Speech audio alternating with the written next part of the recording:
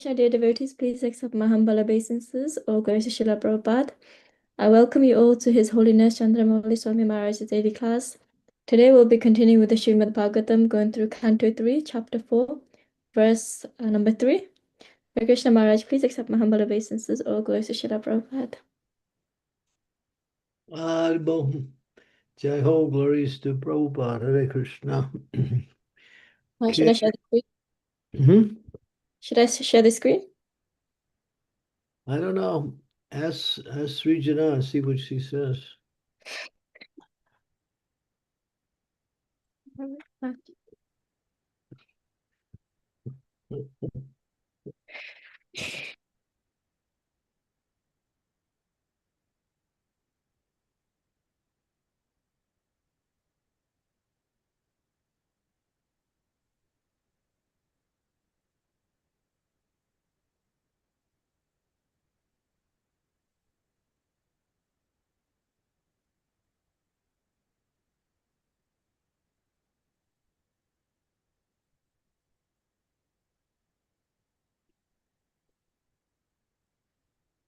Can you hear me?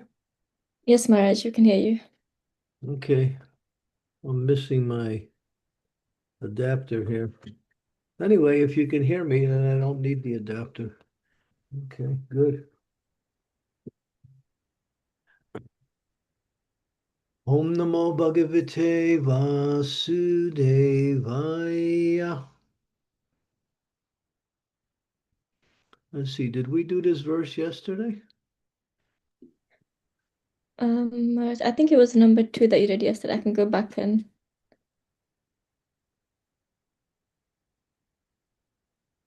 Let me see number 2 all the way down. Yeah, I think we did number 3 also. Okay. Let's see number 3 again. No, we didn't do number 3. That's right. Okay. Om Namo Bhagavate Vasudevaya. Om Namo Bhagavate Vasudevaya. Om Namo Bhagavate Vasudevaya. Bhagavan Satma Mayaya Gatim Tam Avalokya Saha. Saraswatim Upasprisya Rikshamulam Upavisat.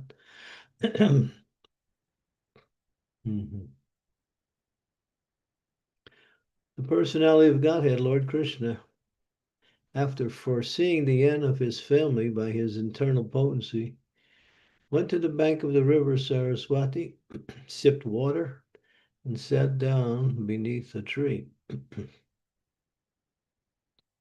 Purport.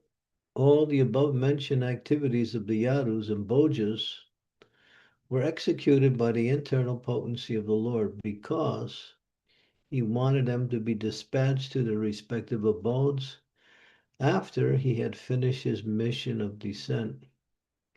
They were all his sons and grandsons and were given complete protection by the eternal affection of the Lord. How they could be vanquished in the presence of the Lord is answered in this verse. Everything was done by the Lord himself, Swatma Mayaya. The Lord's family members were either incarnations of his plenary expansions or demigods from the heavenly planets. And thus, before his departure, he separated them by his internal potency. Before being dispatched to their respective abodes, they were sent to the holy place of Prabhas, where they performed pious activities and took food and drink to their heart's content. It was then arranged for them to be sent back to their abodes so that others could see the powerful Yadisi was no longer in the world.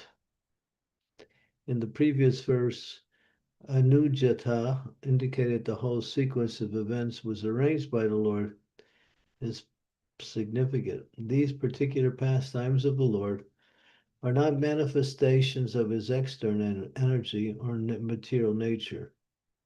Such an exhibition of his internal potency is eternal, and therefore one should not conclude that the Yadus and Bhojas died in a drunken state in an ordinary fratricidal war. Srila Jiva Goswami comments on these instances as magical performances. Yeah. Umagyan Timirandasya Gyanajana Salakaya. Chaksun Militam Yena Tasmai Shri Gurave Namaha.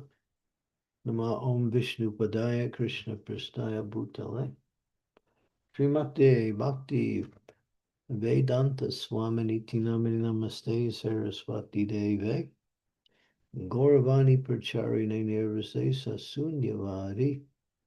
Pasyatya De Satarine Vanchakalpa Tarubhischa. Kripa Sindhube Vacha Patitanam Pavanebhyo. Vaishnavebhyo Namaho Namaha. Jai Shri Krishna Chaitanya. Namo Nityananda. Shri Advaita Gadadhar Shivasadi Gaur Bhakta Vrinda.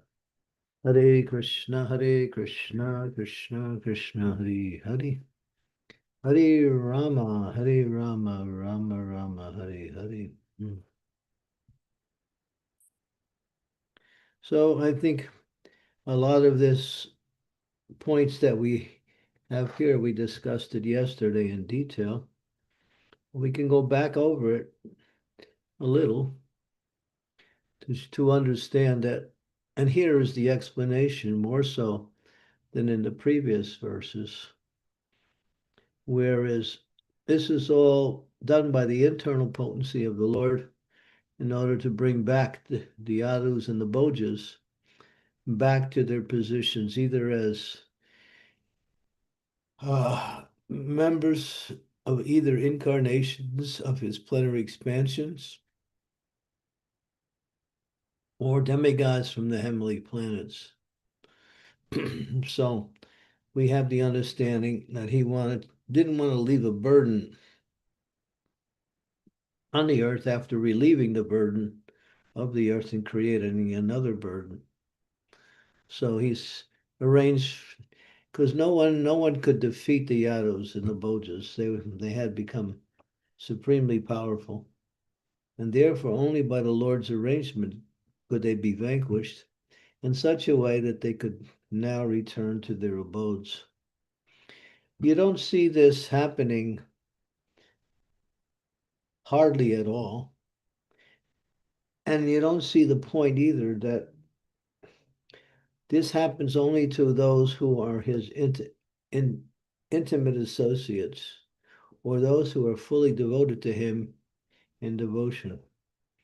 He arranges for things that might seem a little bit outside of the ordinary, but still, because the Lord is all perfect, he does it in a way that everything becomes wonderful or perfect. People could conjecture, or by saying, well, he could have brought his families back in a different way. Why did he have to do it that way? But that's the Lord's prerogative. His devotees are 100% surrendered to him. So whatever he orchestrates, they are willing to accept. We see Krishna being all powerful. He can make things very easy for everyone, but he doesn't necessarily do that because he wants to glorify his devotee. And he also gives respect to his other energies who are working to carry out his programs and plans. So to understand the Lord is not possible. We can get a little indication of how he does things. And here the explanation is given why he arranged things in this way. But Jiva Goswami puts a topper on the whole explanation by saying, this is the mystery of the Lord. That is actually mysterious in the real sense of the word, why it happened this way and how the Lord did it in such a way that everything worked according to his plan. Everything is working according to his plan either. Also, as devotees, it's imperative to understand what is the plan of the Lord for me. the Lord wants to bring everyone back to him in loving devotional service. But he works with the individuals differently, or he may work differently with different individuals, knowing how the individuals respond to him when he arranges everything, and how to take that arrangement and bring it to the perfectional stage of complete purification and devotion. So therefore, it is his prerogative, and he does it the way he wants. And it's always perfect because he knows past, present, and future. He also knows everything that is happening in all places in all times. He also knows all living entities, not just partially, but completely. His knowledge is complete and beyond our capacity to even begin to understand. Therefore, by accepting that principle, we can accept that whatever is happening is either being ordained by the Lord or allowed by the Lord. And that's mentioned in the scriptures, in the Bhagavad Gita in the 13th chapter, that he has two wills. One is his direct will, by which he wants something to happen in a certain way, and therefore he applies his energy, or he allows things to happen according to how the energies work and how people are connected to those different energies. And then he allows the energies to give people the results of their activities accordingly. And that pertains to the material energy. Also, to some degree, the spiritual energy. Mostly, the modes of material energy work in a certain way, and he set it up in a certain way. And therefore, people, even like non-devotees, they can't understand anything. Well, one thing they can't understand is why things happen the way they happen. They may also have some inclination to worship God, but they can't understand why he acts in such a way or doesn't act when they expect him to act in these different situations. But he doesn't intervene in material affairs. He allows the material energy. The only time he intervenes in material affairs is when his devotee takes shelter of him. And then to rescue the devotee or to purify the devotee, he'll come and give a type of mercy accordingly. So it's very difficult. That's why people have a problem understanding God, because they try to see it in terms of modern day, uh, what we say, acceptance of how things should go on. And people also have a difference amongst themselves how things should go on.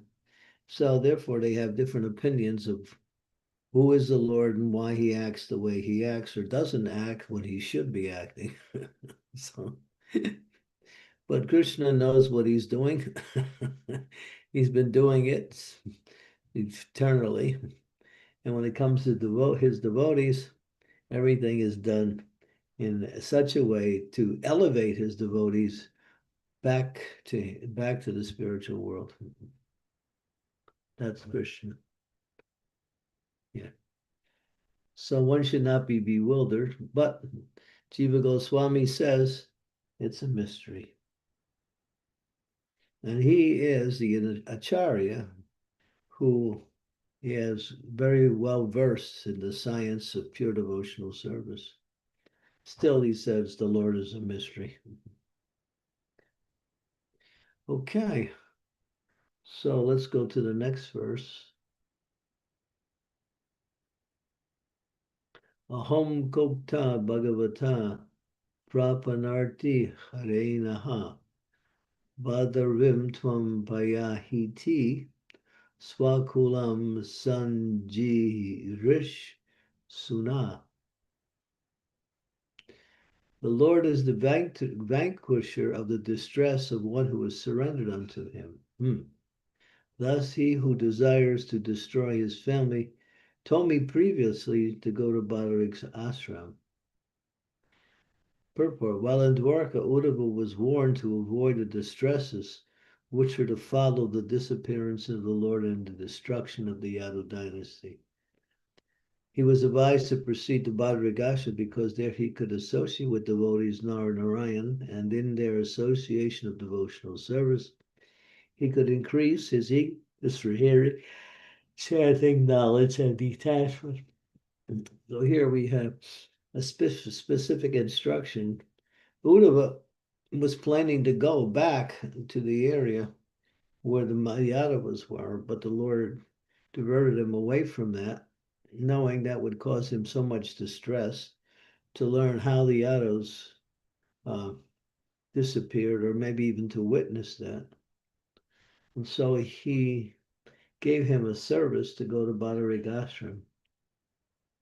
And also to, it doesn't mention it here, but it's also understood that he went there to tell the sages and saints who stay there that the Lord has now disappeared, to inform everyone that's worthy of hearing that now the Lord is no longer on the planet. When Krishna did that, as soon as he left, as soon as Uddhava left his association. And here, also to benedict him by giving him a chance in the association of the great devotees to hear and chant the glories of the Lord and develop deeper in his knowledge and his detachment. So you see how the Lord give specific guidance and instructions to his pure devotees in order for them to avoid situations that may not be needed or that are not beneficial for them. So Krishna is very kind. He always takes care of his devotees. There's so many calamities happening in the world, but you see the devotees are not anywhere near these calamities. Why? Because Krishna makes sure that the devotees are not bothered by such things. That's Krishna. Sometimes it happens, but it's very rare. But usually Krishna always protects his devotees from the calamities of the material energy in different ways. And that's his mercy. Okay, so we can stop here and see if there's any questions. Thank you, Maharaj, for such a wonderful class. If you have any questions, raise your hands. If you're not able to speak, then you can type your questions on the chat box and I'll read it out for you. Daria Mataji, please go ahead. Thank you very much, Sri Rajana. My humble obeisances, all glories to Srila Prabhupada and Maharaj. So you were mentioning that everything happens according to the Lord's plan. But I was wondering, because he's always trying to communicate or in a way like show us maybe what his plan is, how can we be more receptive, or how can we understand what his plan is for us? Mm-hmm. And go to the 7th canto of Srimad Bhagavatam. There's a story of the demigods and the demons fighting, and Maya Donovan has created this lake of elixir to revive the demons when they are killed. It's in the 7th canto. I'm not sure. I think it's towards the very end of the 7th canto. Just look for that.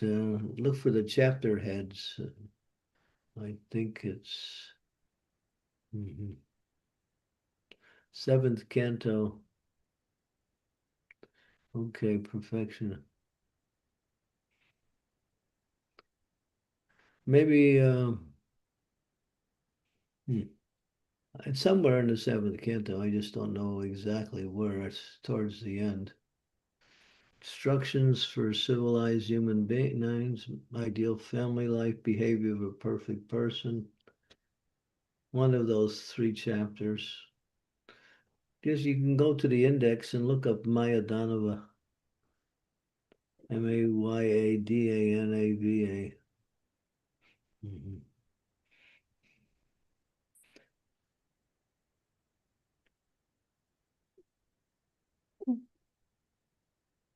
That's spelled wrong. Mayadanava. Yes, Maharaj. Yeah. Oh, it's not coming up.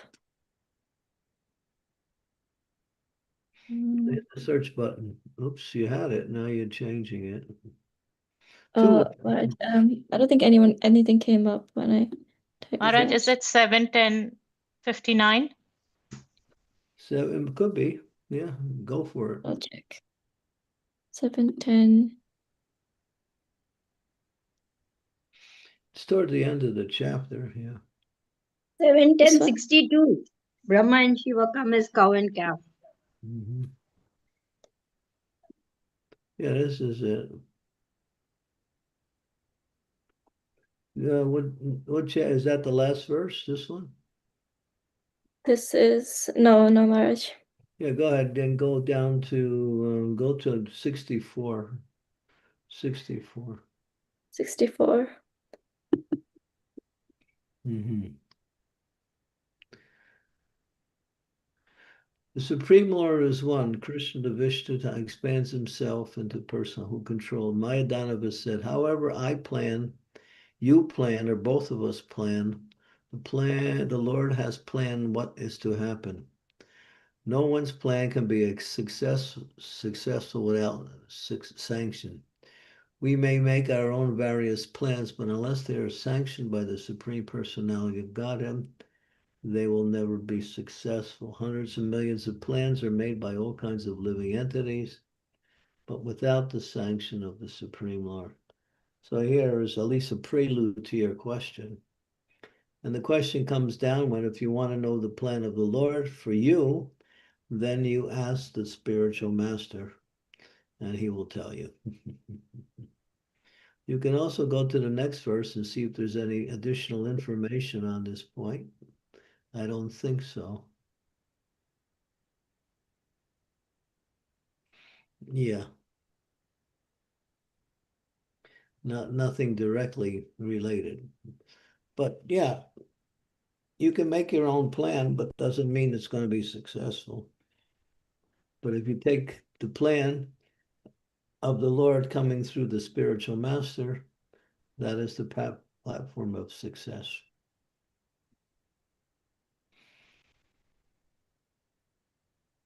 Thank you very much. Krishna's plan is for everyone to become Krishna conscious. That's the ultimate goal of his plan. How to execute this Krishna conscious is basically the same for everyone, but then there's individual situations depending on what's one's lifestyle, one's facilities, one's position.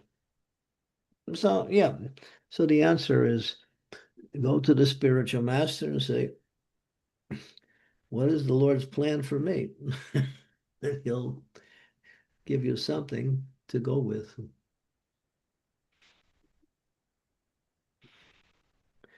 But in the meantime, you can follow his instructions as he gives in the books and in the lectures, which are generally for everyone.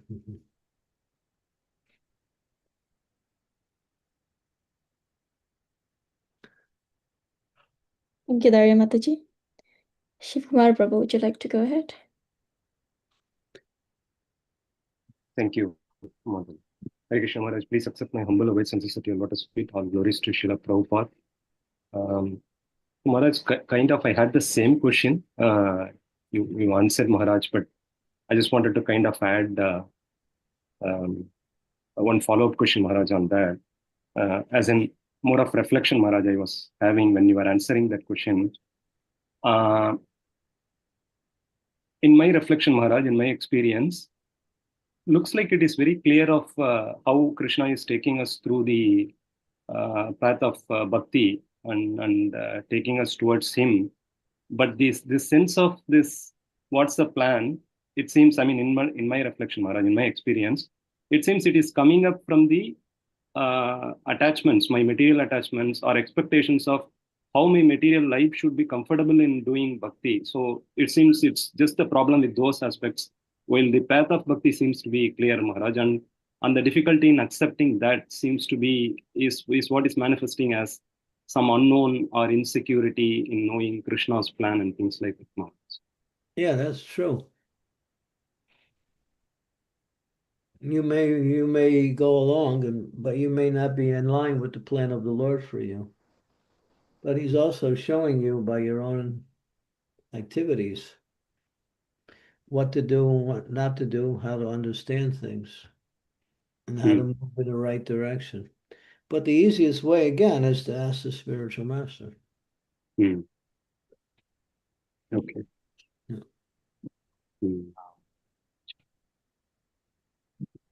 And that's why there's a spiritual master to guide the devotee.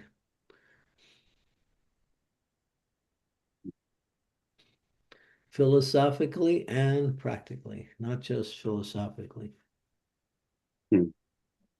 How best can I serve? Not just, not just take up any service, but how best can I serve? How can I be, what we say, more attuned to taking advantage of the activities of devotional service? Which is, there are different statements. But it comes right down again, asking the spiritual master.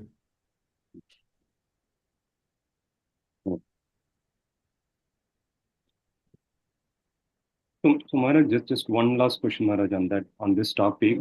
So our acceptance of our material situations, can that be understood as a product of our advancement or maturity in bhakti, Maharaj? Would that be synonymous to the progress that we make on spiritual path in terms of accepting whatever it takes to do and continue bhakti?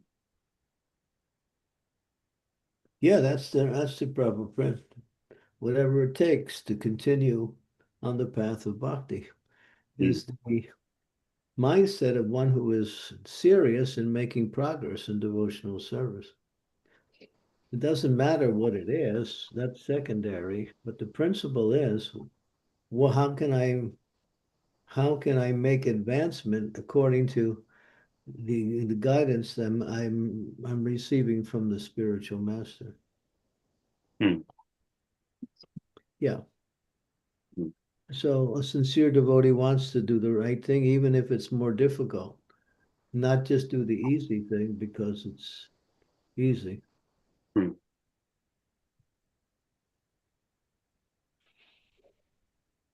Thank you. Thank you, Prabhu. Rasa Sundari Mataji, please go ahead. Hare Krishna, dear Guru Maharaj, please accept my humble obeisances. All glories to Srila Prabhupada.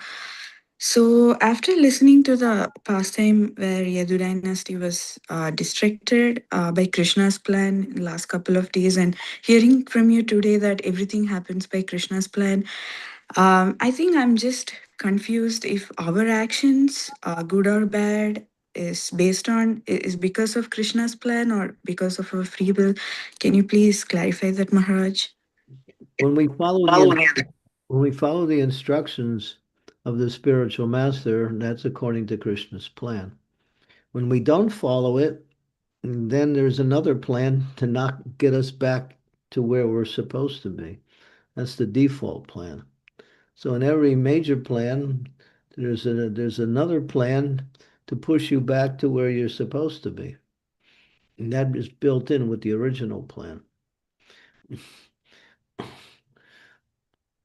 Just like people commit sinful activities and it burdens the earth. So how does the earth react? Calamities. just to punish the living entities for their wrong activities or sinful activities. So when you act wrongly or outside of the instructions of the spiritual master, if you're a devotee, then the Lord will arrange for you to get back in by moving the external energy around in a certain way.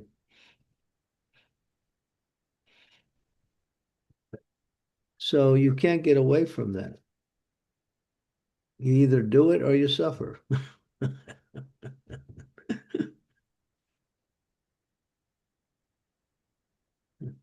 Yeah, because everything works according to his plan. But people don't follow his plan, so he has another plan to get them to follow his plan. It's called suffering. The state wants everyone to be a good citizen, but some are not, so they put them in jail, retrains them by through punishment and through suspension of privileges, and then when they get out, they're more likely to go back to the right thing, having undergone the punishment. But some of us never learn, so we keep getting the side plan, the second plan, rather than the first plan.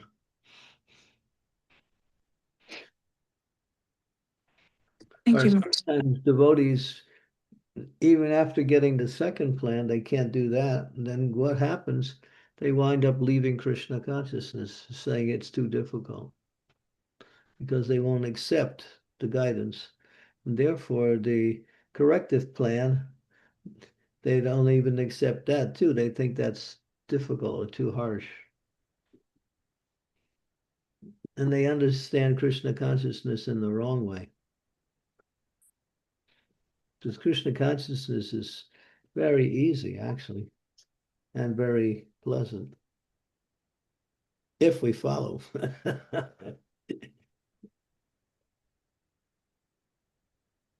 Everything is organized by the Lord on the spiritual platform and through the material energy on the material platform. Nothing is allowed to manifest, just like Krishna talks about those who are atheists and envious. He throws them into demoniac species life after life. That's the result of their rejecting the Lord.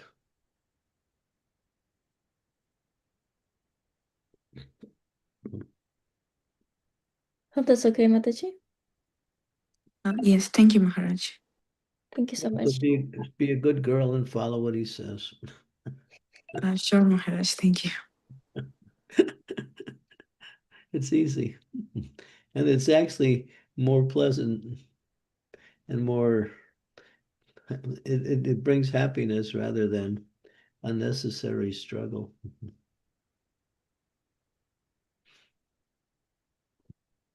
Thank you, Maharaj. Sridevi Mataji, please go ahead. But we have to know, because there's the plan and then there's the detail on how to execute the plan. There is the goal and the means to achieve the goal. So the means to achieve the goal has to be in line with the goal.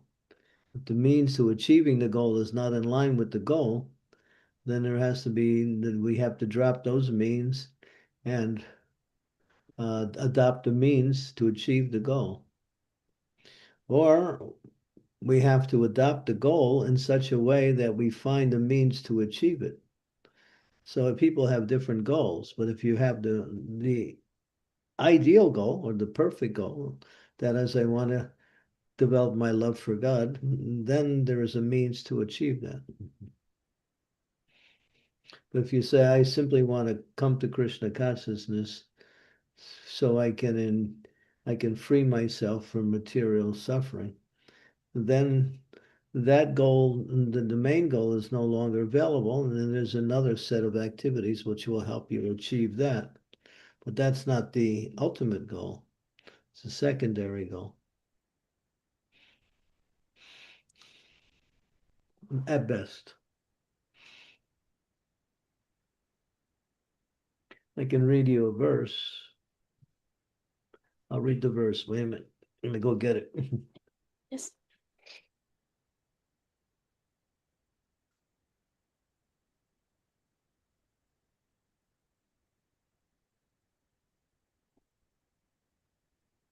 And this is very important. This applies to all devotees in all situations. There's two verses, and they're both from the same scripture. Sadasya laksanam yasyat saranam sada kasyatat. The practitioner and the means of practice should be in accord with their goal.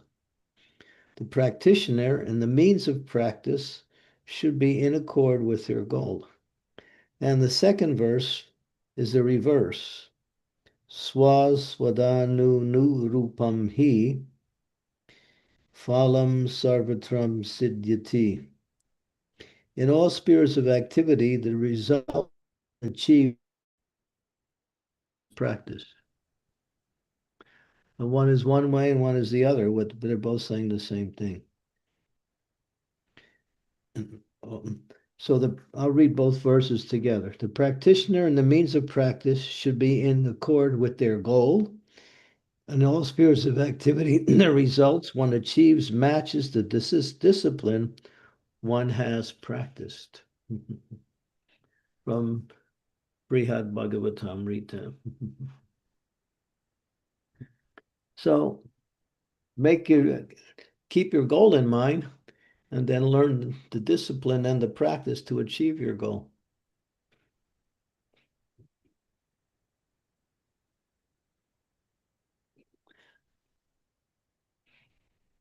Yes, Maharaj. Thank you.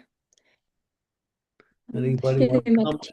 any comments on those statements?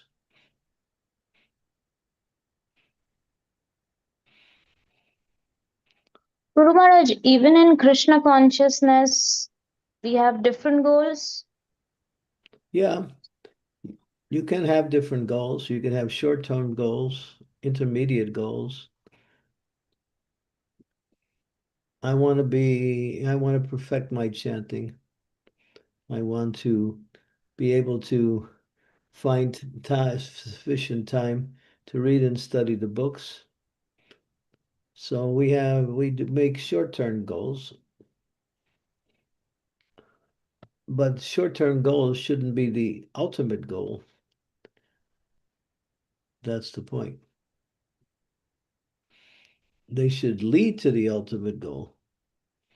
But then again, the practice and the discipline to achieve the short-term goal must match up. Otherwise, one will not achieve the goal. And that's called sadhana.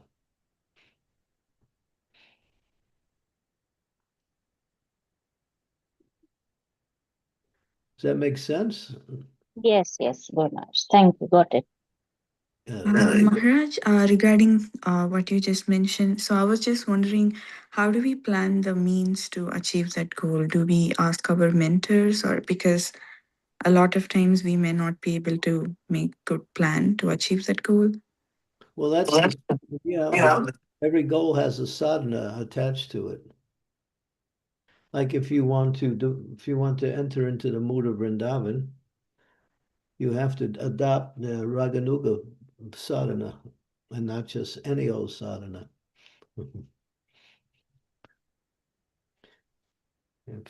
So the sadhana or the activities that are the activities of devotional service are different accordingly,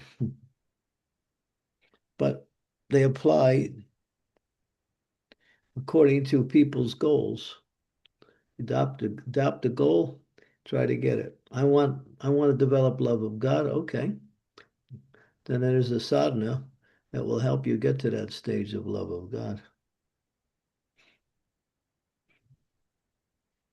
Or there's activities which will lead to higher activities which will eventually lead to love of God. And so it's all, we should have a goal in Krishna consciousness. What is our goal?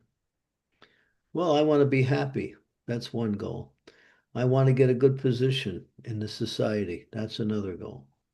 I want to become rich by performing devotional service. That's another goal. I want liberation. That's another goal. Or I want love of God. And that is the highest goal and the recommended goal. So that's called Panchopasanam, the 5 different types of aspirations that one may try to achieve through the process of bhakti. Some of them are material. I want to have good health. That's also a goal. If you make that. So one who wants good health, whether while they're performing devotional service, they're worshiping Suryadev, the demigod of the sun. Those who want power and position, they're worshiping Durga Devi in execution of devotional service. Those who want finances, money, they're worshiping Ganesh in devotional service. Those who want liberation are worshiping Shiva, still, although they're performing devotional service. So what's your desire? What's your goal? What do you want? You might say, well, I want to get money so I can benedict so many other people with that money.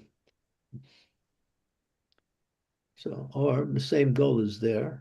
Or I want love of God, but I also want this and that and this and that. So you mix up the goals. So your sadhana becomes mixed also. But what if we aspire for good health in order to do better devotional service for Krishna? Well, if the goal is to do better devotional service for Krishna, then certain things need to be put in place in order to make it happen. So if that's one of the factors, then that's just a necessary part of coming to that point.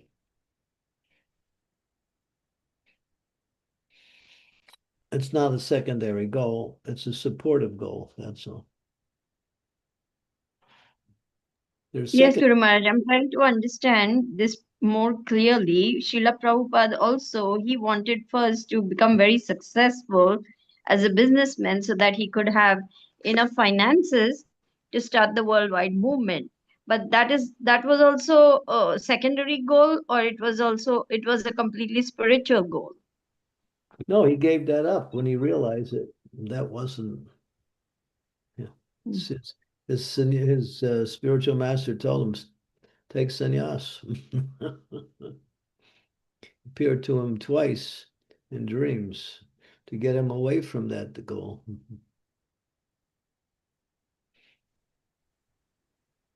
The goal of serving Yes, Krishna's Guru Maharaj, desire is reached. Because when he left India, he only had 40 rupees. Right.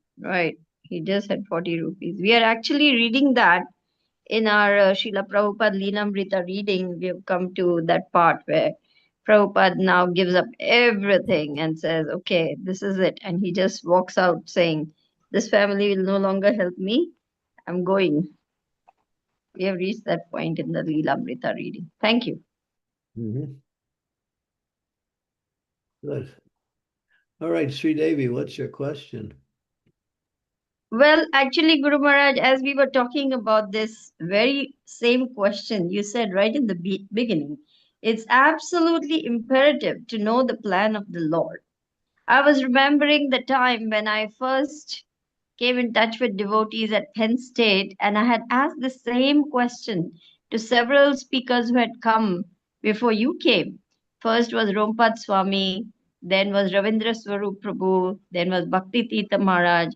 But when I asked the same question to you and you answered it, that was when my heart was completely satisfied. And I said, this is my Gurudev.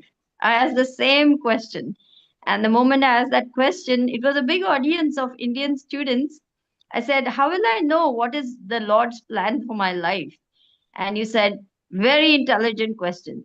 Immediately, a little Indian boy piped up, Arvind Mohan Ram. He said, What is the point in knowing God's plan for your life?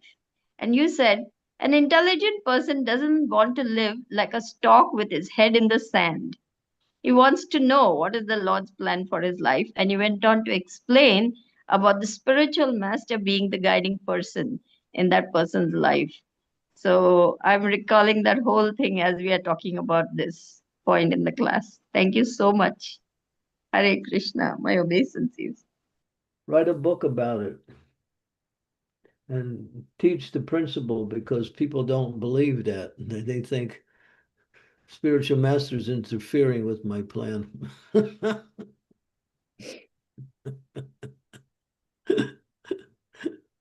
By then, I had been knocked up so badly by the material energy, Guru Maharaj. I knew there is no other plan except God's plan. So make that one of the chapters in your books. Tell people to avoid what you write here.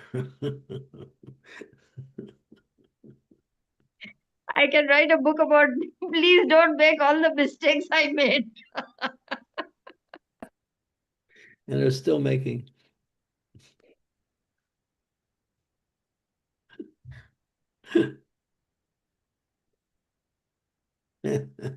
Yeah, go ahead. It'll be a bestseller. It won't make the New York Times bestseller list, but it'll be popular. I'll be the laughing stock of all the devotees, but doesn't matter if they learn something from my mistakes, it's still worth it, Guru Maharaj. Include the successes too in there too.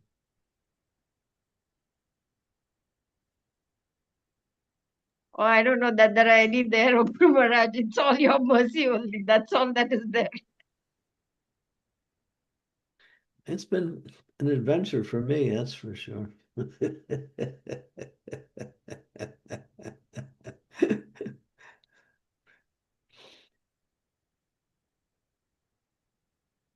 Both externally and internally, not just externally.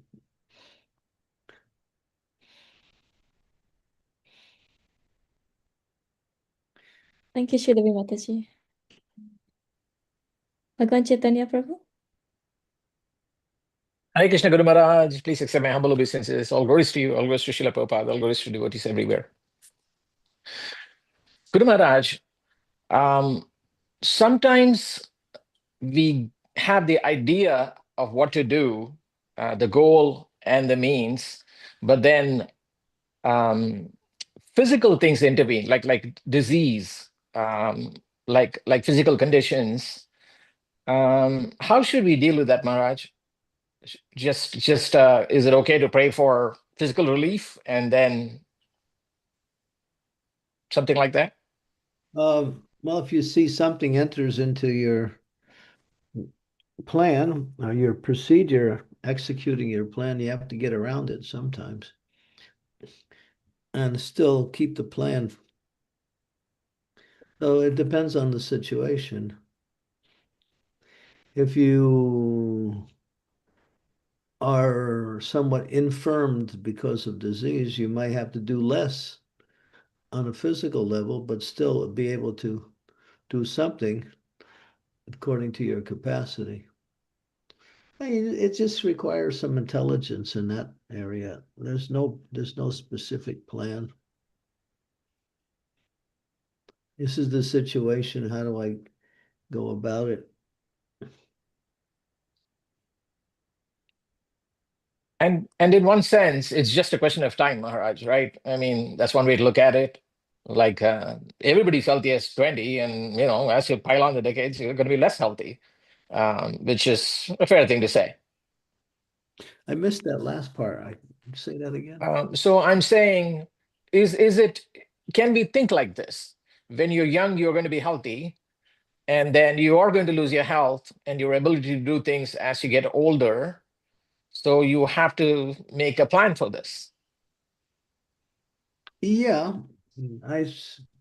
just like one devotee instructed one of his disciples who was traveling and preaching. He said, keep doing as much as you can now. Take every opportunity to preach. But when you get older, you won't be able to do that, and so you'll be more selective in what you accept and don't accept. But in order to get fixed in that process, take every opportunity.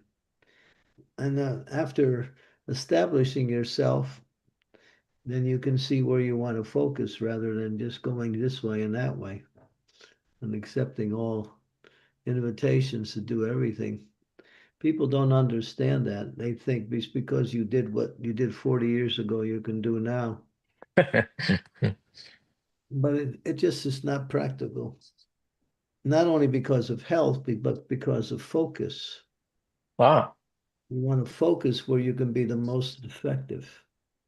Yeah.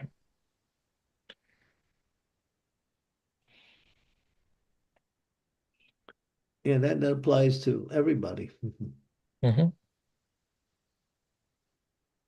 Excellent, Maharaj. The cutting and pasting is part of using your intelligence.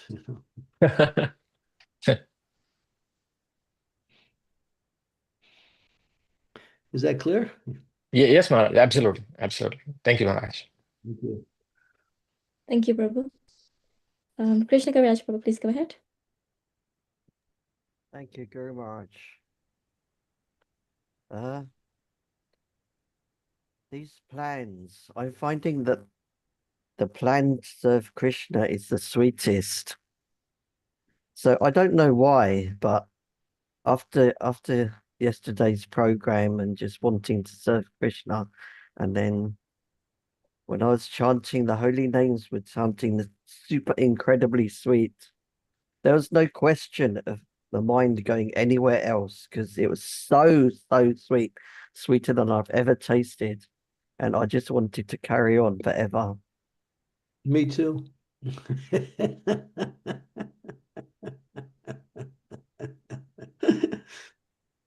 Yeah. You were one of the many positive feedbacks from yesterday's program was phenomenal. It was so good.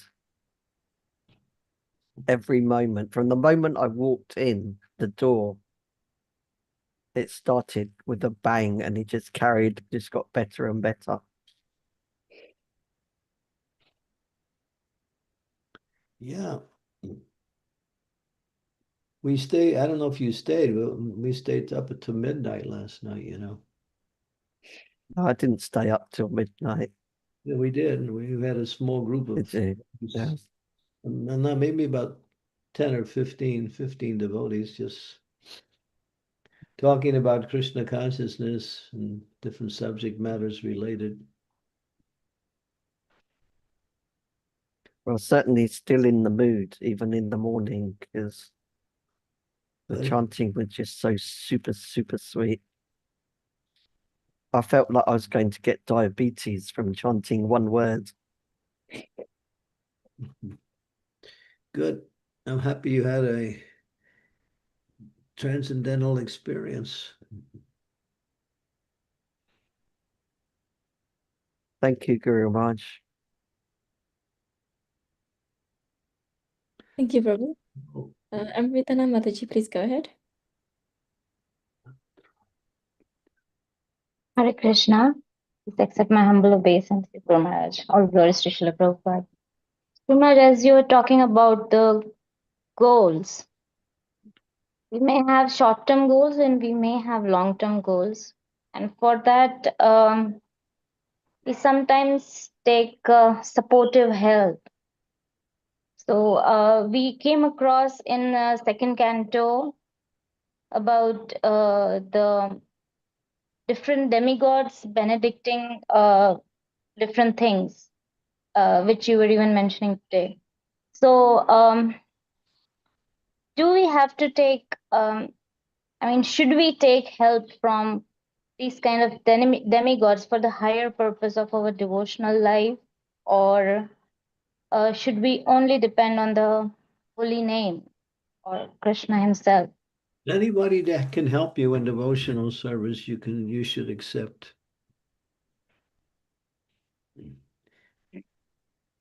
But you shouldn't be running around looking for everybody. And if you understand it, you can get some mercy, some blessings, something that will help you in devotional service from a particular set of situations, circumstances, or from someone. Why not? It says we pray to the demigods to give us Krishna prema, or to help us achieve Krishna prema.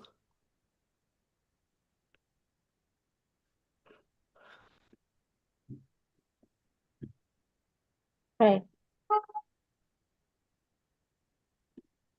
Thank you, Guru Maharaj.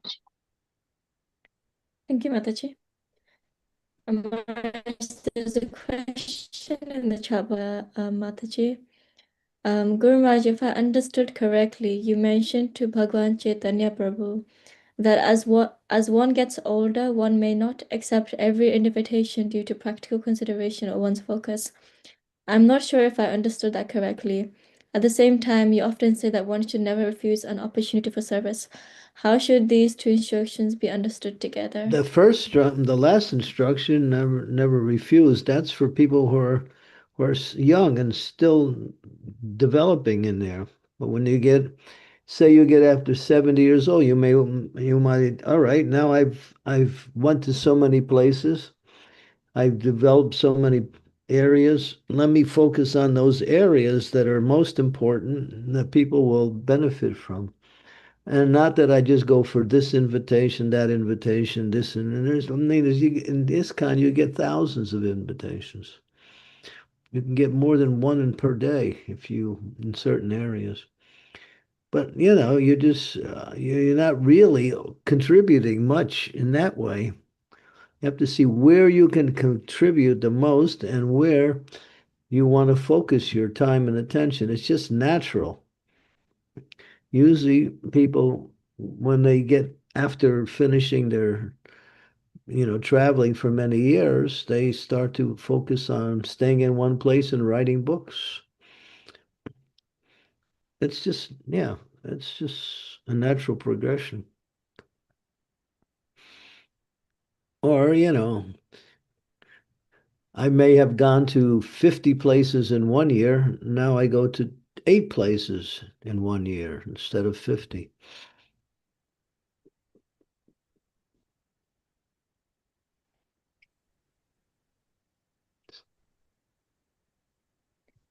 Smash. Yeah, so if you take every invitation in ISKCON, you'd have to live to 180 years old, half of them.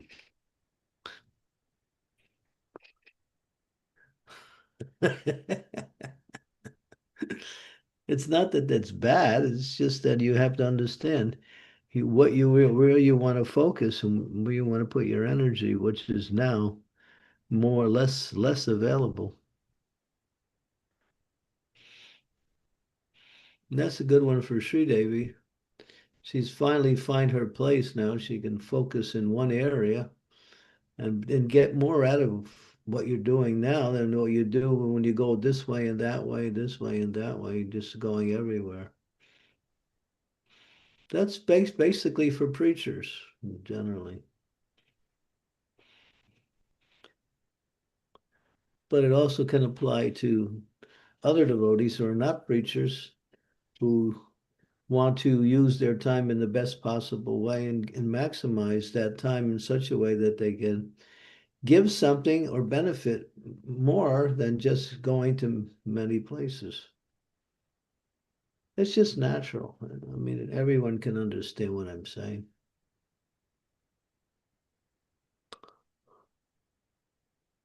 Smash. Bhagwan Chaitanya Prabhu, did you have another question? Hare Krishna Guru Maharaj, a quick a thought came to mind as we were discussing age and everything.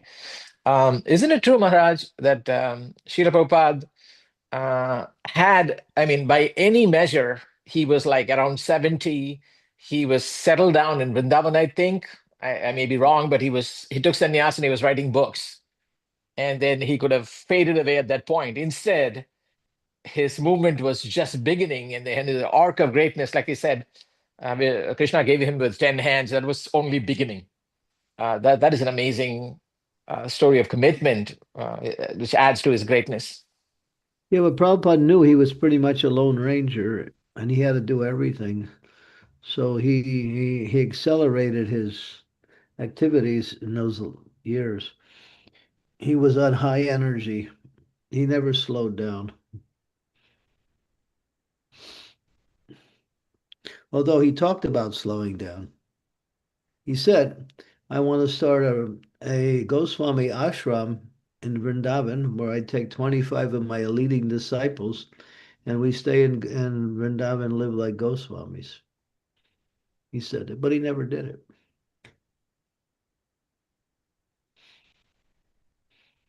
And then he said, I want to, but what he really said and did was he said, I want to die on the battlefield.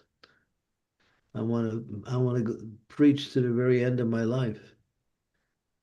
And he was, he was still his Bhaktivedanta purports to his books. Yeah.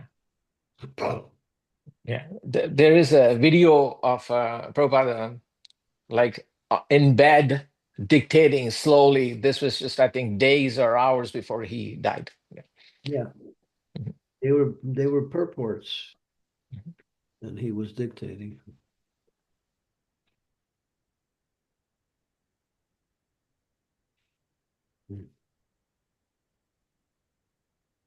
Thank you, Maharaj. Yeah.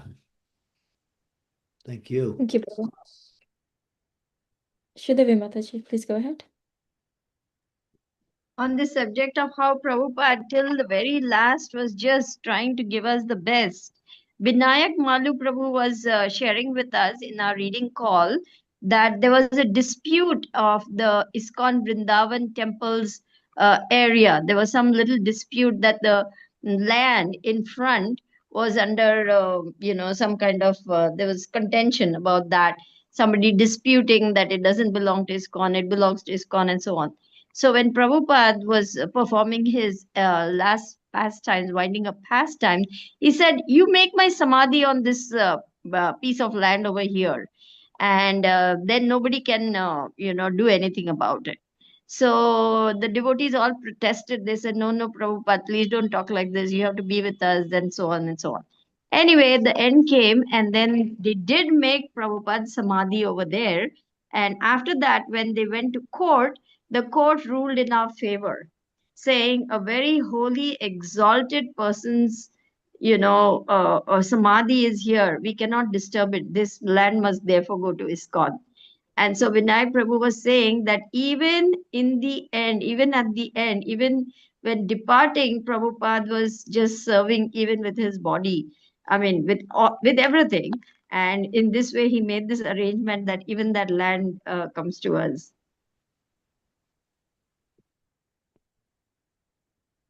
Yeah, nice. Perfect.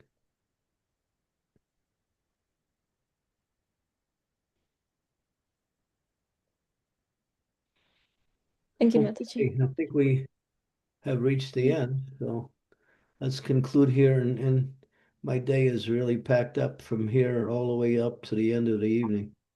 So I'll say goodbye, and tomorrow we'll continue with Vanashram. The Sundays are the Vanashram days, so read about it, get some ideas about it, and think of questions to ask related to Vana and Ashram, farm community, simple living, agriculture, the 4 Varnas, the 4 ashrams. Okay. Thank you so much, Maharaj, for such a wonderful class. Thank you, everyone, for joining, and we'll see you all tomorrow. Srimad Bhagavatam ki jai, Srila Jai. Prabhupada ki jai, and His Holiness Candramauli Swami Maharaj ki jai. Yeah. Thank you, Guru Thank you Maharaj. very Thank you, much. Tajina Mataji. Hare Krishna. Thank you all. Hare Krishna. Thank you, Maharaj. Thank you. Maharaj. Thank you. Thank you, Guru Maharaj. Hare Krishna. Thank you, Thank Sujana. you so Thank you, much, Guru devotee. Maharaj. Hare Krishna.